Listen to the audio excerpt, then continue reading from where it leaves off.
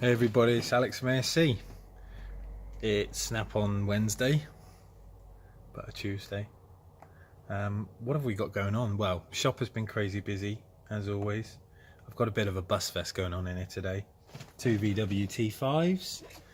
This one is just having the airbag code cleared. We put a unit in it yesterday, a little Kenwood, and it's got, just lean over, some USBs in the glove box. But disconnecting the front of the dash, I was powering up the vehicle with the ignition without the airbag button in, and obviously brought up the warning light. So we're just clearing off ye old folk code. So he's now gone. So this one, it's got a pop top, so a bit of a camping bus. Quite a brave interior on this one. It's cream and salmon. Not my choice, but you know, horses for courses. And in the back, it's got like a little kitchen and stuff. Kind of cool. I'm not really a van kind of guy. This one I probably am. This is a buddy of mine, Rob's. Got some big old meats on it. Bit of a hoop going on. Lock the door. It's got some stereo stuff in it. We've got it in today because we are making the mirrors fold in off the alarm. We've put like neons and a stereo kit in it and stuff like that, which is kind of cool. Let's just unlock the back. But it's got a nice little stance to it. It's very low, and it's not like a bag queen either. It's sprung, so it drives better than well, in my opinion, it drives better than a bag. But he's got like a bed and sub-tube in there, and yeah, it's kind of probably more my cup of tea. I had a T6 in here the other week, and they, with big wheels on them, they really bang over bumps. The driver's actually quite uncomfortable. People laugh and joke about, you know, sports cars and stuff like that, where vans, I think, are actually a lot more unforgiving. But what's going on? So upstairs I've had a complete revamp, ripped the electrics out of here, redid them myself. New sockets on the wall, new power points for everything. We put a new central ring in, got a new computer because my laptop give up the ghost. Two trophy cabinets built with some stock in it. These are some of the shows that we've won. That was all through the old Blue RX that I built, that one and that one there. Some Formula 1 stuff. David Coulthard and Webber's Formula 1 brake disc, and that's the gear cog off of Vettel's RB championship winning Formula 1 car. It's kind of cool. But upstairs, got the signs up. New electric ring. I say we've got some pool lights now installed for when we're playing in the evening. Just makes the place a bit nicer, a bit more homely. But what else? We've got some Snap-on stuff to talk about. I bought some stuff. It's not every week I get a shed load of tools, but from time to time, you know, it's just doing the work and paying the bills. Chaser's still sat here. Insurance saga is ever ongoing. I'm in the process of ripping it all apart. Sorry, shaking the camera. Yeah, ripping it all apart, getting it all refreshed so it's all nice and good for next year. The stereo system is mostly out now. Just started sort of thinking about designing a new area for the back. All the sounds and stuff that we've got going in there. I've also taken underneath apart the standard diff, which is in there. A little bit of a, yeah. I've actually got a CAS two-way to go in, so that'll get put on. All the parts are kind of ready and cleaned up, all the bolts and stuff ready to go. Some new tables, bought some stainless tables just because they're a bit nicer to work on than plastic or wood, and some new diff bearings to go in, so that'll go back together along with the wheel and the half shafts and all the other little spacers and bolts and bits and bobs, and give them a clean up and get them installed. Loads of stuff is ongoing. Obviously I think I talked last time about the pistons being done. Well, the engine is now rodded, got all the ARP stuff on. That's all getting ready to go and sort of cleaned up. Let's get that covered. But yeah, it's been quite a crazy week. Jodie's been replacing all my broken and rusted snap-on stuff.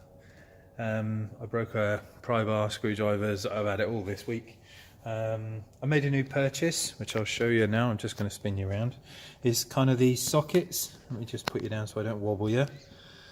These sockets, they're kind of like half and half sockets, so you get a little gap if you're tightening up something. Still quite good. I did an air spring on my sister's Mercedes the other week. And one of these would have been great for getting over the pipe and being able to turn the socket, you know, the nut while I was getting in there. So they're new. I'm yet to break them in. They're still dead oily. A couple more bits and bobs that are broken, which Jodie's ordered, and I'm just waiting on coming in. So my nice bit set has been swapped. I've got another new one of those. Pry bar, new end, because I snapped that. How do you snap a pry bar, seriously? We weren't doing anything too drastic with it, but the end of it come off. So, like the end of the tooth kind of thing, it snapped in half, so replace that for me. But I think, oh, did I ever talk to you about my drone? Maybe not, so we'll do it now. I bought a new toy, which is this. It's a unique Q500 Typhoon. I've always been into flying helicopters and things like that, and little toys and stuff, and I like the idea of photography, so I went and bought myself a little drone. But this one is trying to kill me. So I've had about 10 or 15 flights with it now, and it's been fine other than the last 2 flights. It went up round the round the estate on a Sunday. I try and abide by the CCA or CAA laws, where you don't fly in, stupid places, things like that. So I'm very cautious with it and careful what I do. So it went up in the air, flew it around, took loads of videos and photos, up to 400 foot. Having a great time, brought it into land. I say it was on a Sunday, so there was nobody here, so the estate was empty. As I was coming into land, it got about 6 foot down off the floor. Probably 20 foot in front of me. It has controls on the controller that, let me just show you, a nice little feature. So on here, if it ever loses communication with this thing, there's the screen there, you've got this little button up here. So if you switch it onto home mode, the drone will basically come back to where the controller is, like GPS, find it, and then it will slowly descend, and you can add a little bit of stick input to move it away from stuff if it was going to land on a car or a tree or something like that. As it's coming down, you can kind of guide it into a safe landing. I usually fly manual because I'm quite happy not being in control kind of thing. I'm quite confident I can land and take off safely without damaging myself or something else. Anyway, drone's coming in 6 foot up in the air, about 10-15 foot in front of me. Hadn't changed the automatic fly mode, so it was still on like my control, not home mode. And about 6 foot in the air, it suddenly decided to go full throttle at my head. Literally just tilted towards me, went flat out. So I lifted up my arm, it bounced off my arm, hurt like crap. Hit the side of my building, fell into the garage, literally in pieces. And I was just a bit like, what? No input from me, just decided to go on its own. Anyway, the camera separated, the little gimbal, which is from what I've read on the drone forums, is quite a common thing. So it used to have, let me just see if I can show you. Can I get this off one-handed? Yes. So it has a great little camera, so it's obviously all balanced and stuff. it used to have this little pad up here that connected up to the bird, just there, that little gold contact. When you crash, basically the gimbal kind of rips away from the bird and it saves itself, and instead they give you that kind of little port at the back there, and it plugs into the bird just up there, so the camera can still work. So I basically put the thing back together, charged up my batteries, took it on another flight, and again, 10 minutes, fine. 15 minutes, you know, it was flying around, it was okay. I didn't get any battery warnings, the controller was in signal. I'd lost my picture on the controller, but obviously, you know, it's illegal to fly the drone without seeing it, so it was still in my view, you know. Anyway, came in, flew around, it was perfectly fine. Came in to land it. It got probably 20 foot from the floor, and it started doing like this weird circular motion flat out on its own, like I had no control over it, and it was between the buildings. It was just going round and round and round at speed, and I'm trying everything, stick inputs, you know, trying to raise it, trying to lower it, trying to do something, and it just wouldn't work. Anyway, switched it to home mode, thinking if I've lost control of it, it will go up to its safe height, come over to me, and then land safely, and I can guide it onto the floor. So I switched to home mode. It just got lower, going round and round and round, and I thought, one or two things are going to happen here. I'm either going to put someone's window out on the building, and they're going to have a drone in their office, or it's going to hit the deck, and you know, it's going to be a smithereens. It's going to go into a million pieces. So home mode was just bringing it lower down. It wasn't actually controlling the drone. So I switched to dynamic mode, or, you know, smart mode, where I'm in control, and lifted it straight up in the air, and it carried on going round and round and round and round.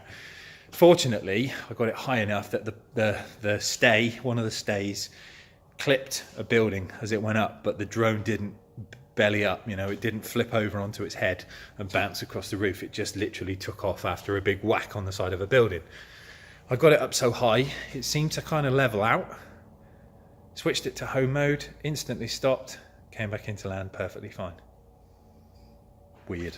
So anyway, so I've been in contact with Unique and said, you know, I really love my new hobby. You know, I don't want to be that you know, that guy on the internet that's, you know, it's your equipment, it's not mine. But honestly, the experience I've had with them, I've been flying and they're safe. You know, I understand how to fly it. I'm not an idiot. I'm not quick with the shift or anything like that. I'm not switching buttons or, you know, modes by accident. It is literally, sometimes it has a mind of its own. So the guy, lovely bloke I emailed, Graham, said that I felt like a really bad Al Qaeda pilot that couldn't do a task. He's offered, he said basically, it sounds like either a controller or a GPS issue. He said, so, like a compass lock issue. He said, box it all up, controller and everything. He said, send it back to us. He said, and we'll go through it, do some test flights and checks on it and see if, you know, everything is correct. And I sort of explained to him, you know, the first thing I did was plug it into a PC, you know, update all the software, the firmware, make sure everything's current, everything's charged. But, you know, no avail. It literally was trying to kill me or somebody else. So it's got to go back, which I'm gutted about because I do love flying it. But anyway, let's hope they'll fix it. What else? Chaser stuff. I spoke with the insurance company again. They are going. You know, I told you about the issue with the first person's insurance company received the second insurance company's quote as well, and then they, you know, oh, it's a fraudulent act, you know, why is it so expensive? So they're still on hold, but I'm about to phone them up and kind of kick off a bit because I'm fucking fed up of waiting. But the second insurance company, the guy who denied responsibility, the police got involved, and I had an officer go actually to his house. And I'd sort of mentioned to him that, you know, the last time we'd spoke, he'd said to me that he didn't speak English and wasn't sure what I was on about. Of course, he didn't realise he'd hit my car. Anyway, policeman said to me, it's not a problem. We got radios with, you know, translators. He tell us what language it is. We can talk to him in any form. It's fine. So, copper went to his house.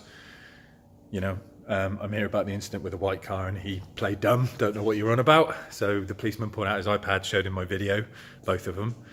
And he was like, oh, you know, wasn't me. Anyway, so he said, well, let's go and have a look at your back of your car. So they went to his car, and apparently the guy was quite shocked at the state of his own car. So he hadn't actually realised he'd damaged his own car, or the fact that there was like my white paint smeared across his red Passat. Anyway, he's gone back to his insurance company and said, I've had an accident. It was my fault. So I'm just waiting on... God, who were the other people? Anyway, second insurance company, they basically, you know, said it's their liability. They're going to accept liability, and I'm just waiting on either an assessor or some other middleman, third party, whatever. They're going to come back to me, and we're going to discuss about I've just said to him, I don't want it in a body shop. Well, actually, they phoned me up about a body shop. A lady phoned me up, and she said, I'm calling from Cirencester Toyota. She said, we understand you've had an accident. And I said, well, I haven't, but yeah, somebody's hit my car. And she said, we're going to get your tow into our approved repair shop, and we'll get it fixed for you. What kind of car have you got? And I said, oh, it's a Toyota Chaser. And she said, oh, is that a 4x4? So I was like, you're not touching my car. So that was that. Anyway, so it's gone back to the insurance company. They're going to have a big meeting, and we are going to get a cash in lieu settlement, and I'm going to fix it myself, because I'm done waiting for these companies, because they're just becoming a bit of a pain in the ass. And I want my car back, you know. All of this stereo equipment in here. It looks such a mess at the minute. All of this stereo equipment in here, and I can't use the thing. It's driving me nuts. And the Lexus, it's nice having a car I don't give a shit about, but I tell you what, God, that engine, it is so slow. It's untrue. I want this JZ back big time. But, you know, I won't do it until all the damage is sorted, because it's you can see if I lean on here, look, it's all collapsed. It's not... pretty squished from having a Passat sat on its nose. Anyway, I think I've waffled on enough. So snap on Tuesday, on a Wednesday, new shop stuff, done. See you soon, people. Oh, if you want to talk about anything, you know, I'm also up for... you know, if you want to send me any products, you see what I do for a living. If you ever watch my channel, or you think I would be fair about products, if you want to send me anything and you want me to, you know, test it or use it or try it out, then, you know, drop me a line in the comments, give me a message, and I'll do something. All right, see you soon, guys. Bye.